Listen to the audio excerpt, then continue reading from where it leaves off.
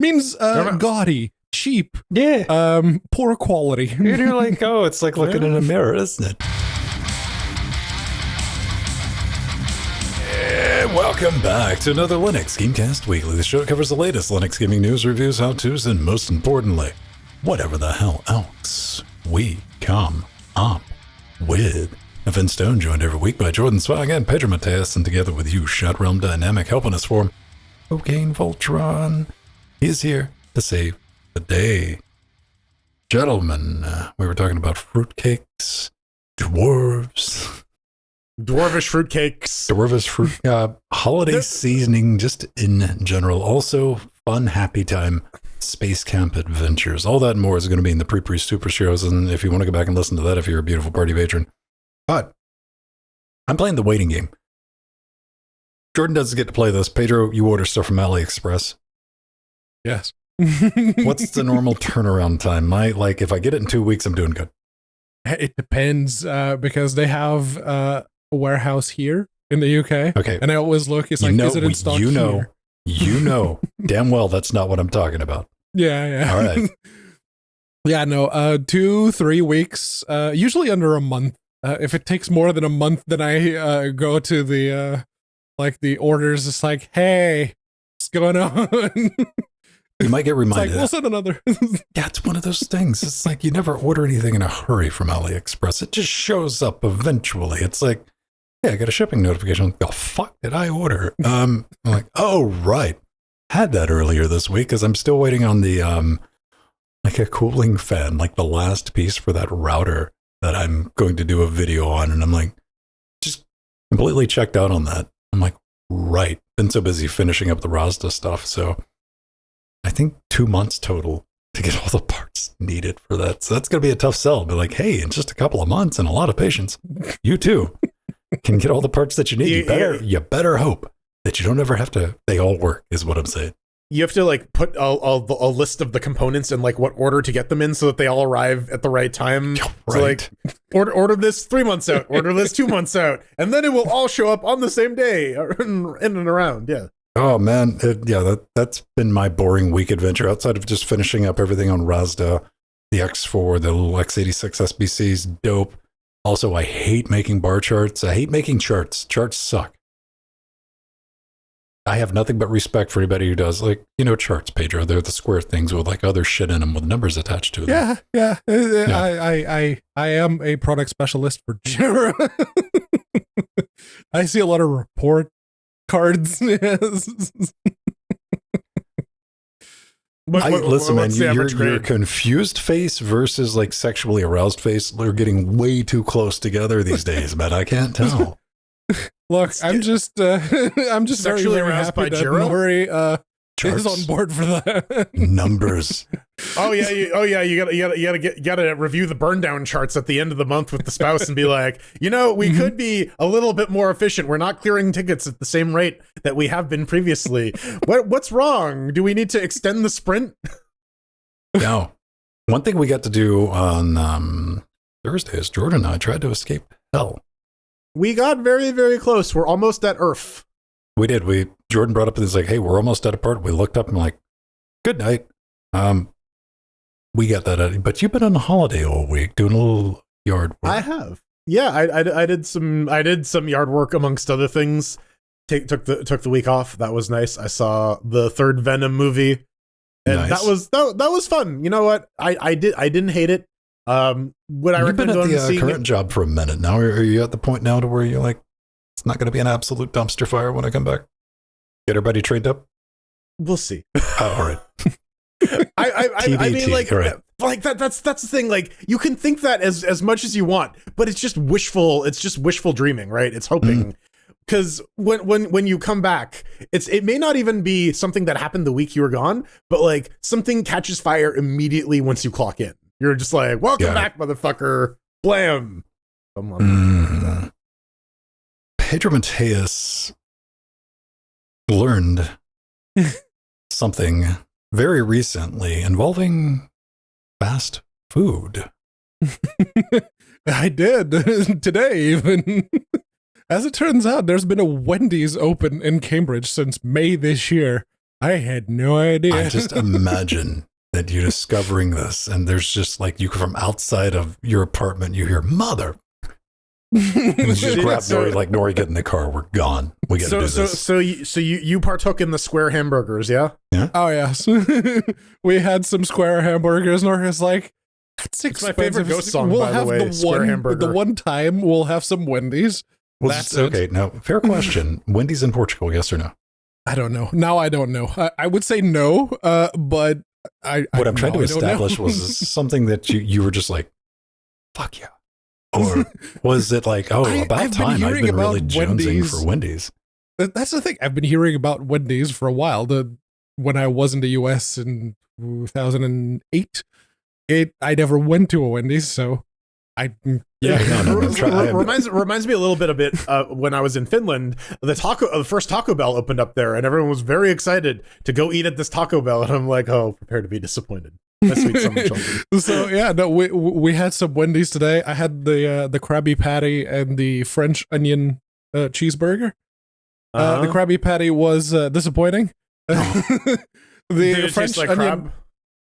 No, it's just like a regular hamburger. I looked that up, and I'm like, I don't even know about SpongeBob, but I'd be pissed off. Right, like the implication is that Mr. Krabs is a cannibal who is serving other crabs to his own customers, right? Like, but yeah, no, it's just the exact same square patties as everything else. Did you get a did have the Frosty? Baconator, that was pretty good. What was that, Jordan? did you get the Frosty? No. Oh, you're missing out on the classic double Baconator Frosty, and then you just take a nap because you're just so full of food. That sounds like the Sugar Crash would be. You fall asleep at the Wendy's, and you wake up several hours later. Hopefully, all your organs are intact. Maybe sometime in the future when we've recovered from the 42 pounds that the whole thing cost for just the two of us. Fast food is not it's not cheap anymore. No. That's an event. That's such a weird thing, like in our lives, like within the last 5 years, dude. Like, like, hey, something easy, quick to eat, and like, no, it's an event. Come on, honey. Mm-hmm. Let's go out.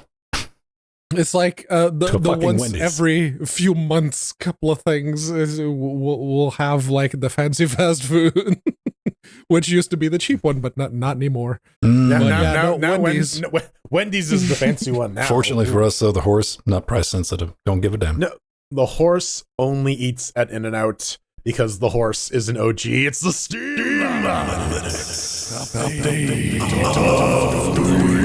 Well, then you were just talking about how much you hate charts. I have some good news. We got to talk about some charts. We got to talk about the top charting games for September of 2024. I love the tweet they put out for this. They're like, yeah, we forgot to do these for a while. Here's one. Yeah, whoops, oopsie poopsie. But yeah, September has some top releases here. Final Fantasy, God of War, Ragnarok, blah blah blah, all that stuff. We don't give a shit about that. We are looking for those Linux games, of which there is one. It is Tiny Glade, which is a medieval village cozy core building simulator game that looks right up my wife's alley. But yeah, that's the one native Linux game. I remember seeing a lot of the promotional stuff for the Forever Winter, and that looks like a really cool, brutal fucking setting. But it's a game as a service though, so I'm very hesitant to buy in. But yeah, what do we got for? Do we have the Steam Deck category, or that's not in here anymore? They got rid of that. So look. Oh, is it at the bottom or some shit? No, I just went and like searched for it right there. I was like, okay, what are people playing on the deck? Okay, yeah, yep, Baldur's Gate 3. Yep, that seems legit. Okay, I get it. Vampire Survivors, it's good to see that one still kicking around. Hogwarts Legacy, Elden Ring's up there, man. Elden Ring has not come off the top DLC. 10 on the Steam Deck since it came out. Where's our Stardew? There's Stardew Valley. Okay, Red Dead and GTA 5 is still doing fine despite killing the Steam Deck support. I guess people just want to fuck around. There's the omnipresent Witcher, Dead Cells. Spire, yeah, good call. Mm-hmm. I haven't seen Persona anything in 5. here that I'm just like, Get real.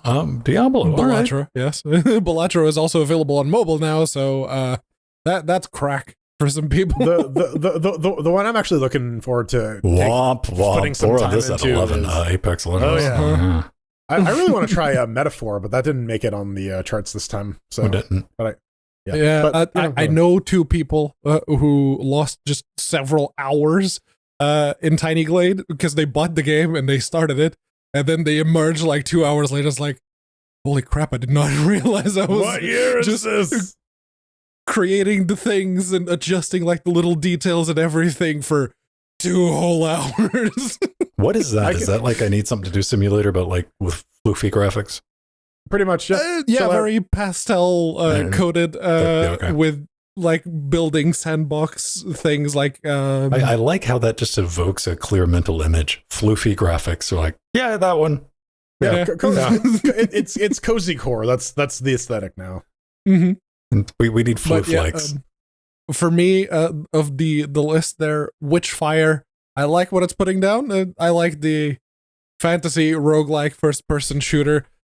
Those all speak my language. So Yeah, and they yes. made that game that's like got multiplayer co-op. It's just got horrible hit. Oh, it looks Saturday morning cartoon. Fantasy role playing. Yeah. The fuck. Yeah.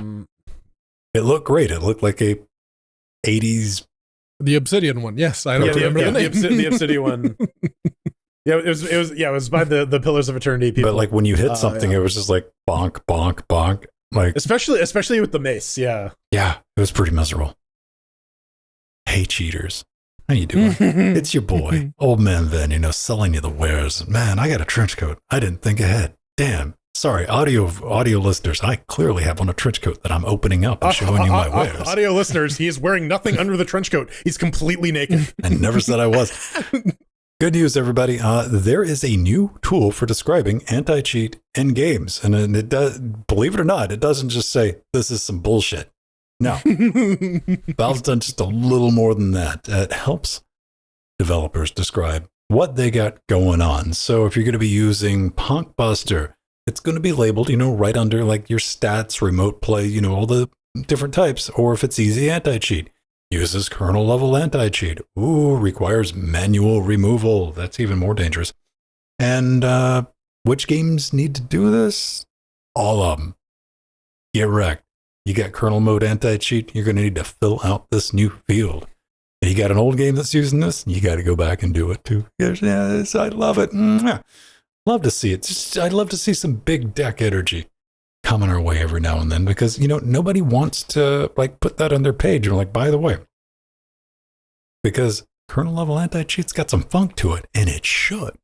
It should. Correctly, People yes. see that. And yeah, I like what Steam, what you're doing, make it a nice little gold box. It kind of catches the eye, and you're like, yeah, I don't know if I want to deal with that. It's the same area where it says like requires a third party account on like another system or whatever. Or the requires accepting a third party and user license agreement, and it's the exact same shade of like dark gold-ish that sticks out from the dark blue. But- Yellow Very alert. nice. Yeah. But Jordan, what if I've already like paragraph 9, I mentioned that I have anti-cheat in my game. Do I still really need to fill this out though? I mean, You do. oh, And okay. but like again, sunlight is the best detergent here. It's the best disinfectant. Making this stuff clear to the customers helps them make informed decisions. And as we've discussed, whether or not debating the effectiveness of anti-cheat is one thing. Consumers don't usually like it. They don't like invasive software being installed on their computer that is constantly running, that requires manual removal, and helping people make the decisions to avoid those pieces of software is a good thing because it will hopefully encourage people to not include the anti-cheat. Like, I truly don't feel like you should be able to distribute software that requires manual removal from Steam. Like, that should just be a big stop right there. If I have to take manual steps to remove your application or something that your application installed, it shouldn't be able to install itself. I think that's a Windows problem though, honestly. Because in Linux, it all just exists in the directory, right? It's sandboxed. In Windows, as soon as you get rid of you uninstall the game, the prefix gets removed, so all of that just gone. Yeah. I do like that they say the It's like, okay, my anti-cheat's all server side. Do I need to disclose that? Yeah, probably should. Just saying. But yeah, if you have kernel level anti-cheat, you have to disclose it. Let's talk about Apex Legends, a game that at one point you had to buy, but now it's free. Then you didn't have to buy it at all. It came with a video card. It came with a video card, and I had my choice between this and some other game. And naturally, as fate would have it, I picked the one that went free to play. Absolutely. 100%. That's how you nail it. But this comes from answers.ea.com. There's a corresponding Twitter thread as well. But there's an update to Apex Legends. If you're playing it on the Steam Deck, too fucking bad. So sad. You're a dirty fucking cheater. And if you're not, you associate with cheaters, which makes you as bad as one yourself. Apparently, the Apex Legends team have realized that a lot of the cheaters are using Linux as a client, or they are emulating their client running in Linux to bypass certain levels of anti-cheat because, for whatever reason, certain anti-cheat paths are not implemented within Proton, probably due to lack of kernel mode access, as we were talking about before. But apparently, according to their internal metrics, there is a meaningful amount of cheaters actually using Linux, and so the easiest thing that they can do, because they're saying, oh, such high percentage of cheaters for such a low percentage of the player base, we're just gonna cut it out entirely. So no more playing Apex Legends on Steam Deck on Linux at all. If you're trying to connect via Wine, it won't work because the anti-cheat will just not let you start the game. And and it's sad, it sucks, but it got me thinking, right? Clearly they're not making this decision out of nowhere. If they're doing the data collection, they're doing the telemetry, there's probably a lot of cheating happening on Linux. They talk about the openness of the platform making it easier. That's not really an excuse. You can do the exact same techniques under Windows. It's just there isn't any sort of public facing documentation to explain how to do it. There's just private documentation that explains how to do it. So what's the big difference there? But what could we meaningfully implement as like the Linux community to enable some level of anti-cheat and cheat detection? Because like some sort of exclusive execution node that like only like you have to advertise that like I'm only running this game and only this game. It is the single process that has like priority. Have some sort of sandbox implementation, some sort of limited snooping like ability enabled in XGG portals, so that like because if you have to use in like the Wayland model, you have to use portals to do any sort of inter-process communication. So with that in place, you have an ability to see what's going on and perhaps do some stuff there.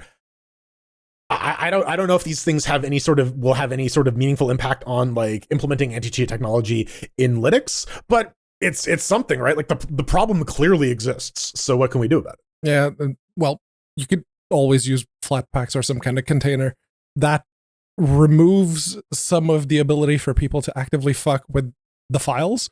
But once it's in memory, it's then there's like ALS, whatever, like address location randomization to make that like make that more difficult to do and stuff like that. Yeah, but there are ways, and Cheat Engine very much relies on that, and Cheat Engine is also available on Windows, just saying. But yeah, once it's in memory, it's there. Yes, you can randomize where it's going to be, and you can sort of restrict how or what processes can access it, but there's always going to be a way to get to it in memory. So, and there are cheats out there that don't require any software running on the same machine that the game is running. So a lot of people are using game streaming. They stream the game to their PC. The game is not running there locally, so they just have the cheats locally, or they have a PC that's running the game that's receiving the input from another PC that just shows up as a mouse or a keyboard, and that other PC is the one that's actually running the cheats. So at this point, I think it's fair to say that if you're going to release a game that is broken by design and it's that easy to cheat, Ayypex. I mean, I just googled real quick. I gotta applaud the name. That's a solid name for Ayypex cheats. A cheat for Ayypex Legends for use with Proton on Linux. It's internal using Vulkan layer to render directly on the game's window. Like how Mango Hut does it. Yes, that's why a lot of anti-cheat systems just straight up do not allow overlays. Wall hack, glow, recoil control, aim assist. If you Google Apex Legends cheat Linux, there's a lot there. That, I love this. Yeah, you got to add Apex equals 1 follow back. Hey. It's incredible how the cheats have better integration with Steam than certain specific games that get released. But hey, if you're EA and you're making billions a year, and you're hosting a multiplayer game that you're pushing on people, why is the onus of anti-cheat client side? If you're making that kind of money, if you have those kind of resources in place already, why are you not hosting the anti-cheat measures yourself? We like money. That and like, okay, we already got this. Let's talk, like, it's a bit of an arms race. We've talked about this before as well. Like, let's talk about like the technical level of like how do you stop cheaters, right? Like, stop releasing broken games is kind of an unreasonable ask, because game engines are like incredibly complex, nuances pieces of software, and the games you build on top of those are even more so. I'm not saying stop releasing them. I'm saying if you're pushing that onto people and you're taking people's money for that broken piece of shit software that you call a video game, why are you also forcing draconian levels anti-cheat to the client computer? Because there's money at stake here. Like, Apex Legends is a competitive shooter, and like, then it should be in your best interest to have the anti-cheat server side where you have full control of it. But again, how do you validate the inputs, right? Like, it's much easier to do it on your own machine, on your own servers, than on the millions of clients that are actively connecting to your servers. I don't really buy that. But to your point though, like, cheaters are going to cheat anyways, regardless of like whether or not you put like anti-cheat measures in place. There's like, So what do? We talked about a couple weeks ago that one Counter-Strike server. They were using an ID, novel method to ID and fingerprint cheaters and banning them that way. Riot, their Vanguard kernel level anti-cheat leverages TPM, and apparently that's been incredibly successful in fingerprinting and just like outright banning cheaters. So I don't know. It's a complex, nuanced issue, and we can't just say like stop doing it. What's its hump? About 130? It is a free-to-play game, so it's always going to have people playing it. Yeah. Pretty consistent in the afternoon North America. It gets the job done. Anyway, like, that's sad to see. That's unfortunate to see, and I'm sure nothing will be changed because of it. No. Play a different game. Don't. Yeah. How Seriously, dare stop you? No. engaging with EA, Ubisoft. If something you describe as a AAA publisher, just don't. Good news, everybody. We got our yearly update that this game exists. Pocket Cars, the actual Pocket Cars game. Yeah, I, as a big fan of the old Revolt, I like the RC arcadey racing games, and this one, well, every now and then they release an update despite no one playing it, which I'm very disappointed with. But this is like one of those strange games that just like fucked off. Like, it's not that they fucked off, it's that they've repeatedly fucked off on numerous occasions, and like we're talking like 7, 8, 12 yeah, they just months. go radio silent and then they release an update. Yeah. And then they go radio silent again and they release another update. So that the development model has not been successful, at least in retaining people. But with a previous update, they released the monster trucks. And now there's an entire new environment with the focus on the monster trucks. So there's a whole new map with new tracks and a championship mode specifically for the Monster Madness, as they call it. So it's all there. There's a couple of new languages. They fixed some sound bugs and the freezing at finish, which I never ran into. Although the wheel motion blur with TAA, yeah, that's why I keep TAA disabled in games. That just looks like ass. It's a reasonably fun game, you know. It's like it's got that, you know, Pedro's got the, what is it, RC racing nostalgia game that you used to play this out of. Micro Machines, Revolt, that one. And like, I enjoyed what I played of it, but like even the last time I played it, I was like, yeah, it needs work, and it's 2.5, almost 3 years later, and I'm like, yeah, it needs work. But hey, it needs work with bonus level. That's the thing. They're putting work in, just not on the things that we specifically would I like. have to imagine, or at least want to imagine, like whoever's left on the team working on it, like occasionally remembers, like, you know, it's probably just the one guy. Yeah, he just like opens up Steam and he's like, shit, right. I should probably do something with that. I mean, it's there. And I think the reason we're down on it's because like this had at one point a little bit of potential, like early access. It's still in early access at $16. Nigh impossible to sell. What I'm saying is like it looks great. Runs like ass, but the hallway looks like an Unreal Engine tech demo. Pedro Mateus, it runs a lot better because we have new generations of graphics cards. Yes, so we're brute forcing the performance. It's been in early access long enough to where like we just have a new generation of GPU to throw at it. I'm like, yeah, it runs okay now. But yeah, it's always a little depressing. This is like one of those games I was talking about last week. You know, that game that like, what happened? Well, we know what happened in this case. It's just, you know, 7-8+ months between updates has kind of killed any chance it ever had of developing an online community. Yeah, which is unfortunate because, yeah, it is very much one of those genres that I enjoy. So please, if there's any chance in the world, if the universe was ever going to smile down upon an indie developer and an indie game, Pocket Cars is very, very deserving. So, pretty please. Now, speaking of infrequent, yes, indie developers that have. I like how they took the time to put the fall colors in the background. We got a pumpkin, we got a horn with a head crab. They try to make it out like, oh no, they're like, oh, this is the traditional fall. Get the hell out of here! All right, it is that Zen update. It took a few years, but hey, it's out now, and they are actually actively improving on it despite the game being technically finished now. So it's very, very good to see. And they even have some ToGL/Linux improvements, which I genuinely thought that the next update that we were going to see from Black Mesa and a few other games, they were just going to say, we don't do the native Linux anymore. We're just going to move to Proton. But no, they're still using the same toggle implementation that they had from the get-go, because that's what the source engine came with.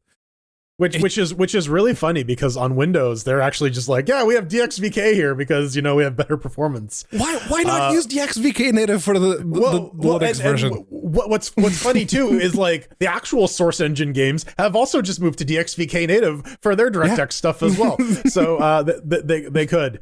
But they choose not to. And also, apparently, they are actually interested in fixing the Linux version because they do want to have the native version running on the Steam Deck.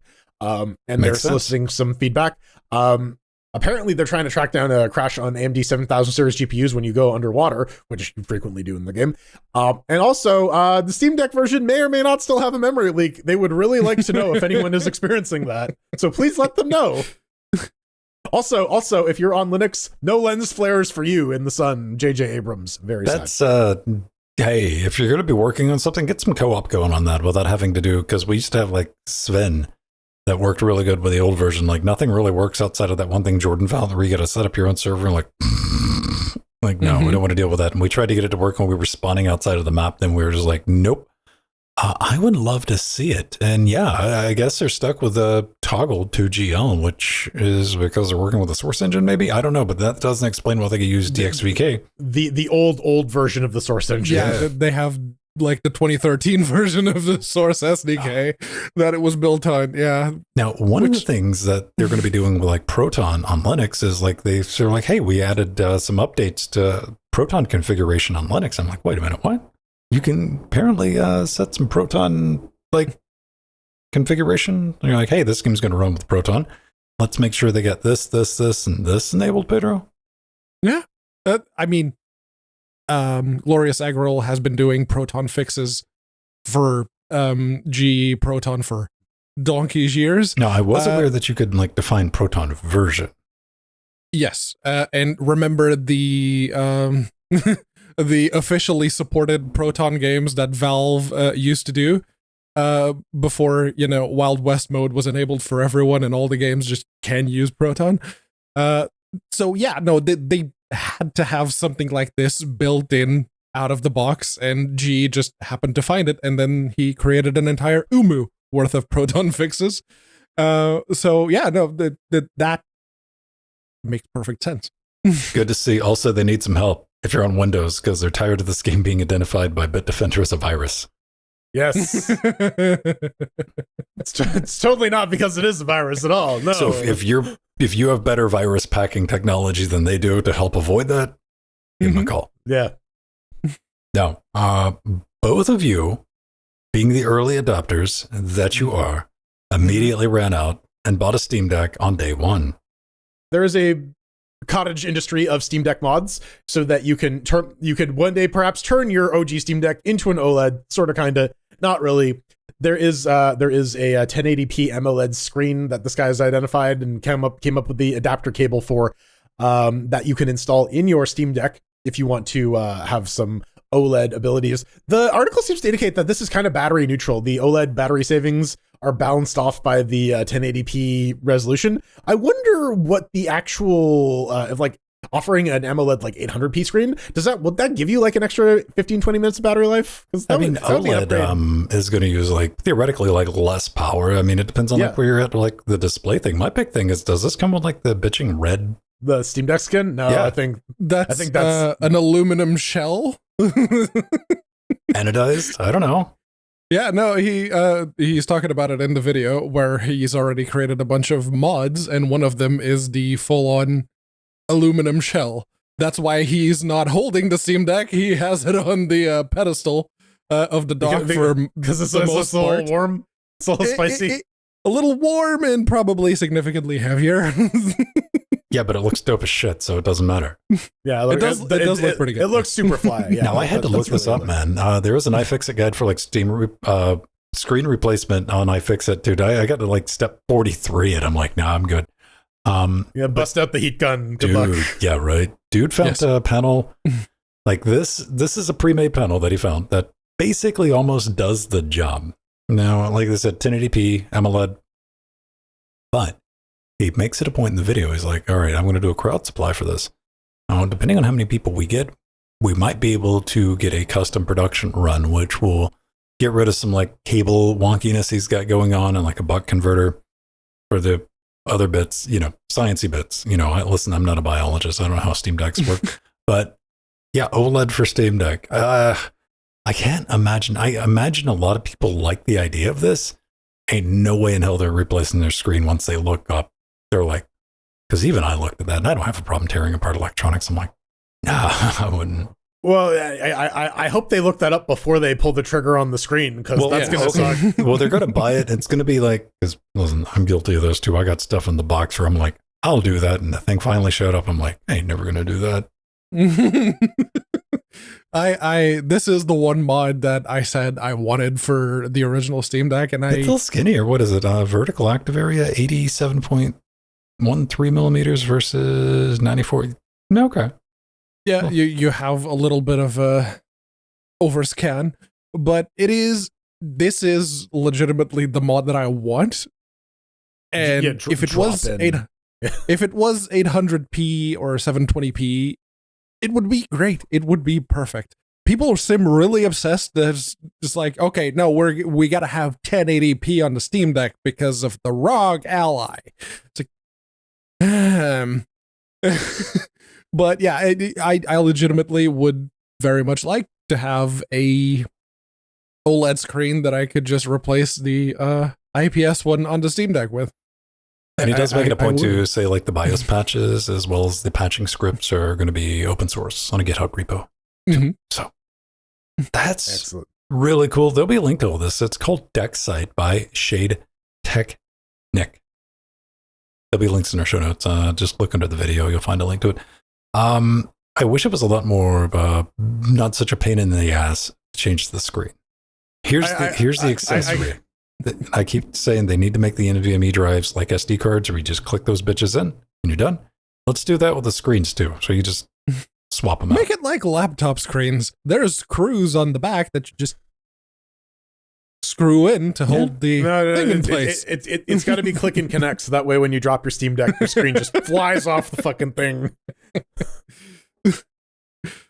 Shut up, Nintendo Switch. That and let's just not introduce more adhesive to batteries, please. This is another thing. Like, quit gluing shit in, man. Like, I need to fix like my Gen 1 Amazon Fire tablet 10-inch. Why? No reason. Like, it's meant to be disposable, but like the battery's like so easy to fix, except it's glued in. Mm-hmm. Like, I just don't want. This is another thing. I already have the battery. I already got a spudger, and I'm like, this is a 5-minute repair. After I spend 45 minutes with the hair dryer. Yeah, very, very carefully lifting the glue. I got lithium pad. Like, this is some bullshit. All right. CD Projekt Red. They're a company. They made a game called Witcher. People really liked it. Then they tried to make another game that wasn't The Witcher. People did not like it. Well, they wanted to like it. They tried to like it. At first, they didn't like it. They didn't like it so much that they had to be the first game ever to get refunded in the PlayStation 4 store. At first, they definitely didn't like it. It's gone through a bit of a revival ever since. People like to forget. They like to be like, nah, man. I was like, no. Honestly, even a year later after the release, I really enjoyed my time with Cyberpunk 2077. It's in a pretty good state now. It is. It is. And there's a little bit of an announcement with 2077. The Ultimate Edition is arriving on Mac. And I wanted to throw this in because we were talking about ARM shit. You know, we were talking about the Thelio. Was it Thelio? No, whatever the fuck it was. The Ampere Turbo Emma special. Yeah, the 128 core thing. And so the System 76 one, yes. So Not Witcher is going to be available on Apple Silicon with path tracing, frame generation, and spatial audio. And I thought this was worth a mention. This is basically the first like big AAA title, even though it's not necessarily recent, to come over to the M series hardware. If you get an Intel Mac, get wrecked. LOL, JK, deal with it. I'm not joking. Seriously, get wrecked. Here's what I want to know. Now, the reason I think this is a good idea, this is something worth talking about on the show, is it's going to give us that A/B comparison with what the native version looks like versus what's been worked on over in Asahi Land. You're going to be able to A/B test that, be like, hey, what type of performance are we getting over native with a big title? Now, do you think, Pedro, did CD Projekt Red just do this out of kindness of their own wallets, or did Apple show up and write a night check? They're like, we need something. Because ain't nobody writing, like, you know, EA. There's no games on Mac. It's weird. Probably CD Projekt Red is a good one to approach because, historically speaking, this is a company that has not been very welcoming to Linux specifically. And they were also the ones that, they introduced virtual programming to the Linux gaming community. That went well. So no, I think that Apple did go to CD Projekt Red. It's like, hey, if we pay for it, can you do it, pretty please? So absolutely. But my question was, is virtual programming actually getting some more work? Because they have worked with CD Projekt Red in the past, so are we seeing a return of the new Eon for M1 I guess we're gonna see on release, because Apple has been making a big deal out of their game porting toolkit, which uses Wine. They say Proton. It uses Wine, but if you actually read through the Apple Game Porting Toolkit documentation, they're like, yeah, you can get this running on Wine with the XVK using Molten VK, just to like get an idea for how your game performs. But you actually do need to go and like convert all your shaders to metal, and they provide a bunch of tools to do that, and so on and so forth. So this could be the first high-profile release using Game Porting Toolkit to actually like put out a native port. And that would be interesting from a Linux perspective too, because Proton is Linux gaming, right? Right. And we once upon a time we had this far-fetched dream that like native Linux games would exist. And if this is a successful avenue for getting your game from Windows using Wine as an intermediate step to get the stuff running on another platform to natively port it, maybe this is an avenue in the future to actually getting some native Linux games. But I don't think so. I don't think people just want to, they don't want to deal with Apple at this point, like larger studios and like even indie studios. Like, okay, well, how am I going to distribute it? Steam? No. I'm just talking about like the possibility of like, hey, CD Projekt Red was able to convert their game over to another platform using very similar tooling, using XYZ. So again, I think it's going to be an interesting tech demo, which I agree with you on. Like, will anything come of this? Probably not. But again, it goes back to being able to A/B test. Like, let's see what something written natively for Metal. And when it comes to like now, virtual programming, Codeweavers does most of the Apple stuff these days for the M series. That's in their marketing and adverts and stuff, like services they offer. Like, hey, would you like to get your game over to the Apple? Hey, come to Codeweaversville and we'll hook you up. Good to see. Keeping an eye on it. Still haven't gotten past that part where you got to do the Batman detective bullshit in that game. I've tried 2 times, I know. I want to say 3, but I'm not 100% on the 3rd time. Everybody knows Garry. Gary. Pixelated for better or caveman for worse. Dick Newman. They called him back in the day. Skibbity Toilet Newman. Yes, the person who gave us such things as Gary's Mod and Rust, the video game, not the programming language. Yeah, I'm not the Iron biggest fan Oxide. of Garry. I'm not. His irrational hatred of Linux is something that I do not understand. But Garry is a masterclass at trolling motherfuckers on the internet, and some people just bite that fucking hook and shake. He tweets, it's like, did anyone else get a call with a certain game engine company tell you that for some reason you have a minimum spend of $500,000 a year with them because our game is popular and we use their engine? We now have to spend $500,000 a year using their other services. Is this okay?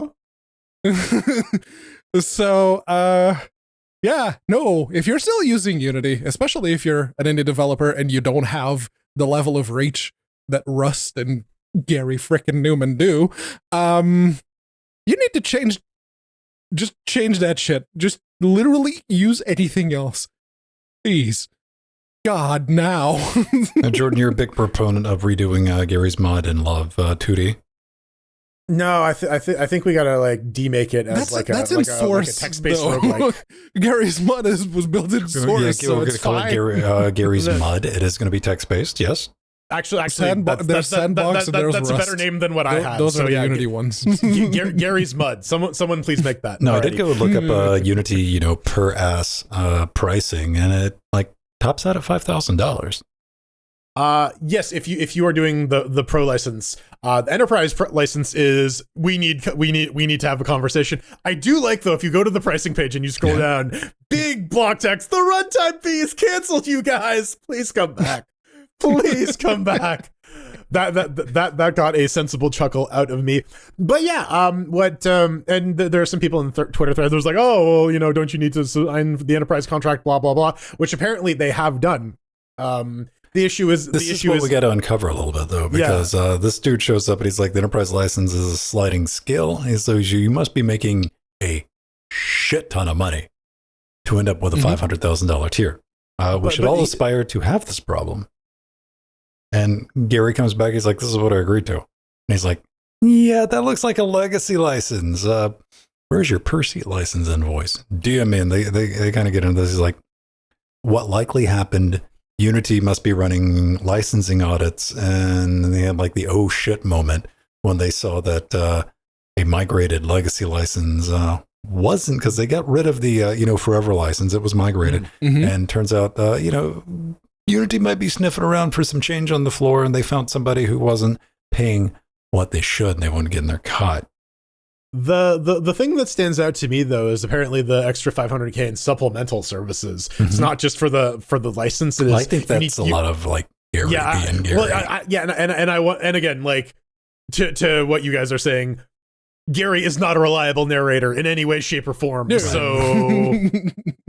So yeah, the supplemental fee was a little strange. I don't know, maybe they smell that skibbity toilet money. Warner Brothers sent them a cease and desist. Most of that is done with Source Filmmaker now. I mean, as much as we'd like to, whatever. I mean, it does look like it's just a legacy license that the per seat perpetual thing's gone, and if somebody said Face Punch Studios never got around to like migrating that, legal, I don't want to say legal, illegal, but just not paying attention to it. They're like, no, we got the perpetual thing. It's good. Nobody ever contacted us. which very well they might not. And Unity knows how many people are using the Unities. Yeah, I found some. Yeah, it's kind of a bad look for Unity for something like this. I'm like, y'all are sniffing around for change at this point. Because very clearly, if business is booming, you don't have the people out. It's a very Oracle move. When I read this, I'm like, this is a very like Larry Ellison. Let me ding you because you're running your database on not a VM and you're using more CPUs than you're licensed for. Theoretically, sort of. Yeah, you get the emails like, how many cores are you running that on? Just checking. They're still looking for ways to squeeze money out of people. So no, stop using Unity, please. So Godot, go use Godot. Yes, go Godot. use. I mean, I'll hesitate to tell people to go use Unreal, but it's better than Unity. Don't Gary's mud. I want to see it. Yeah, text based. Telnet. There's so many text-based game engines now, so yeah, Gary's mud should be a thing. Dude, this is gonna Pedro. This is gonna be Battle Royale.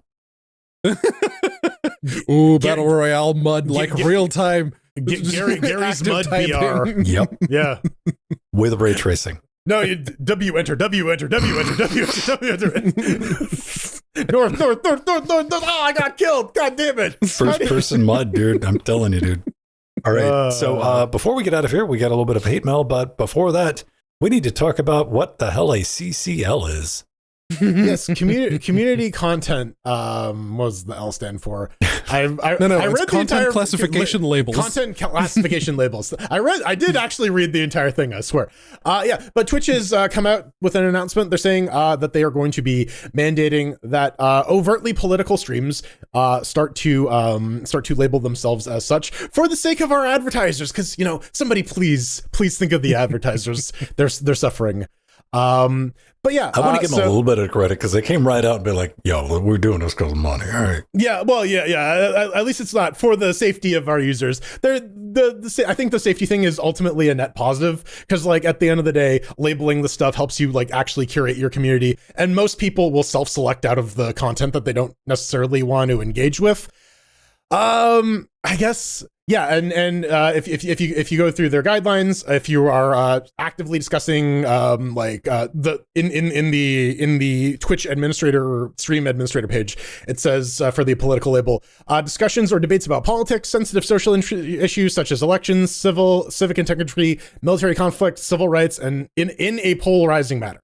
So that's the big one. Is you can talk about it, you can present things in a factual, like news-based manner, but if you're going to be engaging in any punditry or debate or streaming protests or stuff like that, then they want you to label things. And there isn't really a consequence for not. They're going to send you a bunch of warning emails before they actually do something. So if you are engaging with this in bad faith, then you're going to be dinged with this. Lumping it all together in one category, though, of just politics, it is a move. It is certainly an interesting move. I think you can call it whatever you want. Like I like the idea of having. I look at it like this: hot tub category. Big fan of that. Huge fan of it. Not because I visited it, because that's where all that shit went. Mm-hmm. Having what effectively breaks down to your hot take rage bait category. That's what I want to see. I want that, and I want it circled off. Because too many times people fucking recommend me some shit, and like, dude's playing whatever. Then it turns into political bullshit. And like, from day one, back in the IRC days, that headline, man, no religion, no politics on this bullshit. Because like, you want to see regular people just get unhinged? Those two things will fucking do it. So I avoid that.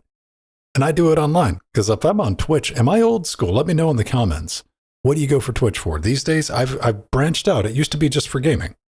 I'd go to watch somebody play a video game. That's kind of less and less and less now that we have makers and crafting and we have IRL, people out doing shit. I'll watch that. One thing I never want to tune into is some motherfucker sitting there and I'm just trying to stir shit up. Like, you know what? I'd go so far as to say just reaction streamers. Let's give them their own fucking section too while we're doing this so I can avoid those motherfuckers. Goddamn leeches. Pedro, huge fan of reaction streamers. Honestly, I don't watch Twitch with any frequency. outside of certain specific people that I follow, is mostly people that I know personally who have their own Twitch channels that I will engage with. But outside of that, it's so no. It's I think the main thing here is it's not a cudgel. Because like the main issue is like the kind of stuff that does get politicized is sometimes a little weird. They fucking know it though, man. Like that is the whole thing. Why is this the whole issue vis-a-vis like public safety health concerns? I'll tell you why this is an issue, because ad revenue got pulled this week. Yeah. This is why this is an issue, and this comes to just Twitch as a whole. Twitch needs.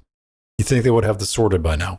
I'm just perplexed in the like medieval sense of why Twitch is still being reactionary to their fucking enforcement.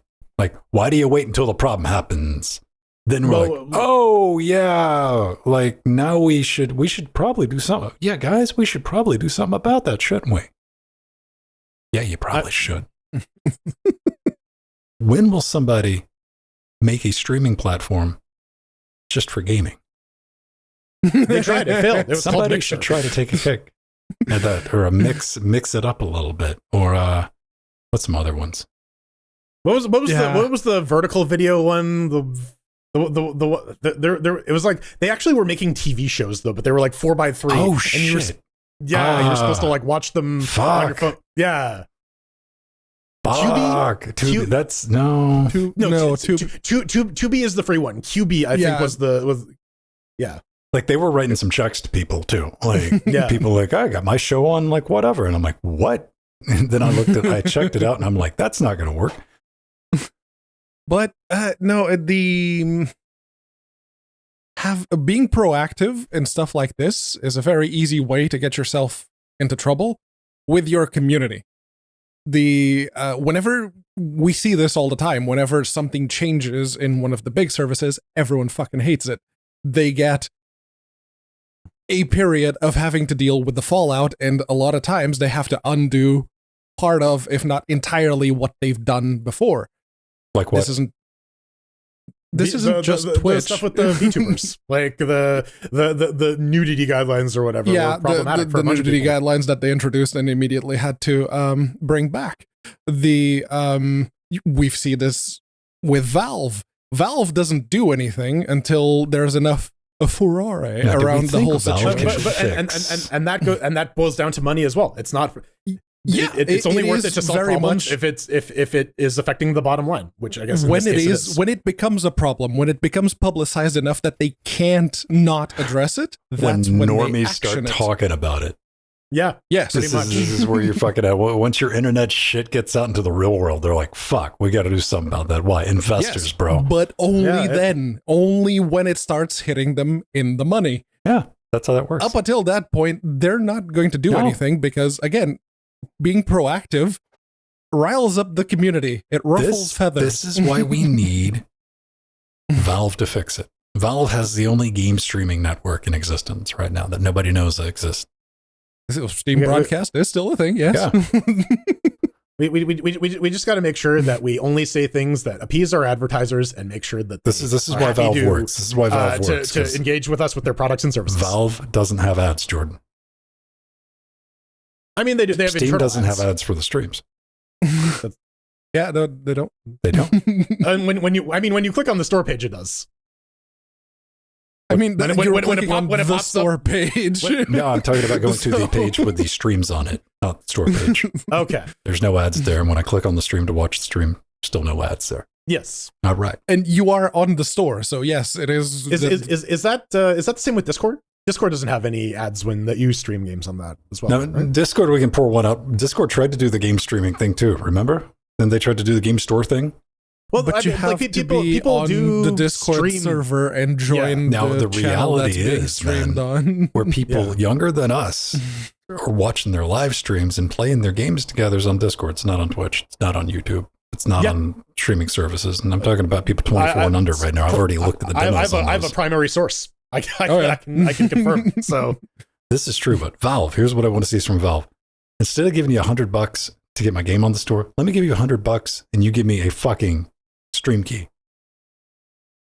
Yeah, let us use OBS. Yeah, let me use a fucking OBS without like, because like effectively that's what we would, let's just skip the, I need a store for my game that I'm never going to fucking make. So let me give you $100 and you let me have a channel on Valve on Steam. Linux Gamecast now on Steam. Yeah, I mean, like, you can even tie that into like the curator shit, right? Like, yeah, curators are playing games. Watch your favorite curator play some games and see if you like it. Yeah. Trust this person's That would opinion. be a way to make curators relevant again.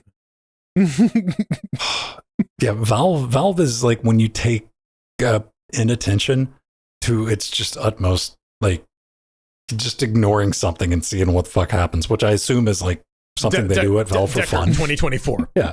Just like, yeah. It'll figure itself out. We'll address that when we have to address it and not before. Just preferably, you know what, put a newspaper over it. And maybe a couple of years, we'll take a peek under it. Ladies and gentlemen, if you want to get in touch with us, you can do that. Do what this person did. They were like, they showed up at the Twitch stream as we were doing Trackmania RPG last night. And they're like, hey, man, finally caught one of these damn streams. All right, this is cool. By the way, I did this thing. And I'm like, all right. And at the time, blank stare, I'm like, I don't fucking remember. Sure, cool. Just great to see you again. Yeah, being supportive. I'm like, I'm glad you enjoyed us talking about your project on the show. One of 637, so might be a bit fuzzy on the details. And they're like, hey, I was thinking about coming on the show. I'm like, cool.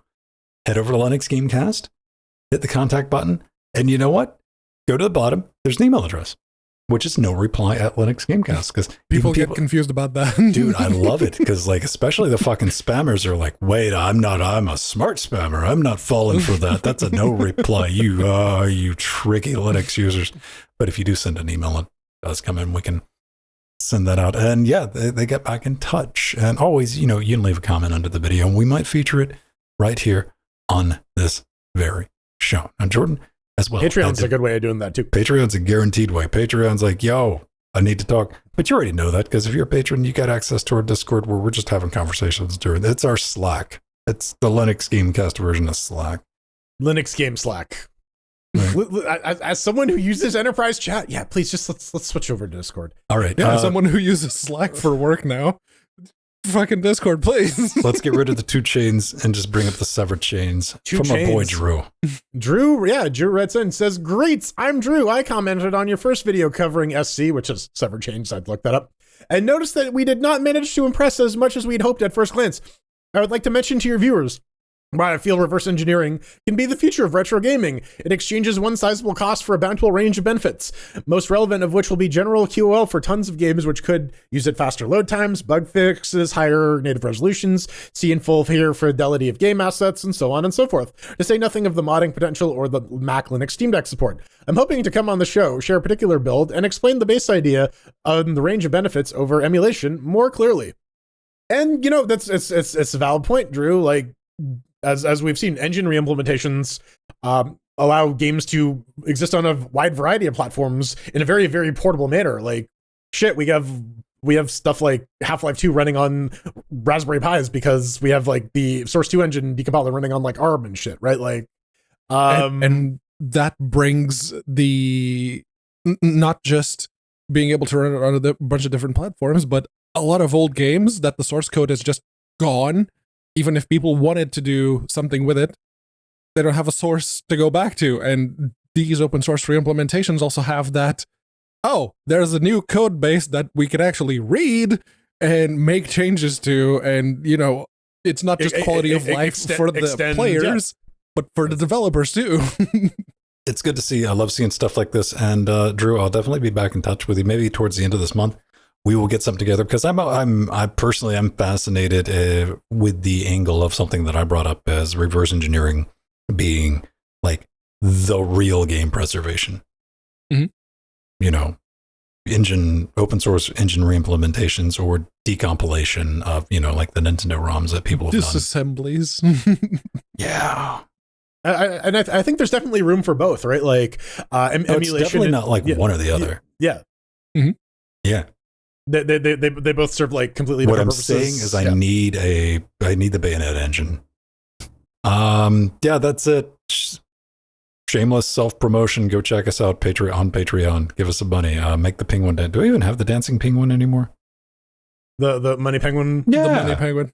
Is money penguin like the penguin adventures of the hey, money penguin's back, baby. All right, ladies and gentlemen, it is definitely time. Cue that music. You can always find us right here on Twitch doing the show live Saturday, 8 p.m. If you are a patron, come join the pre-super shows in 30 minutes beforehand where we talk about weird fantasy adventure time. It is just as kinky as it sounds. Get in touch with me. I'm on X at Vinstone, on Mastodon, mas.linuxgamecast.com. You can find me at Vin, and of course, the Blue Sky. Everybody's joined there, man. You know, a social media network has taken off when the furry porn shows up.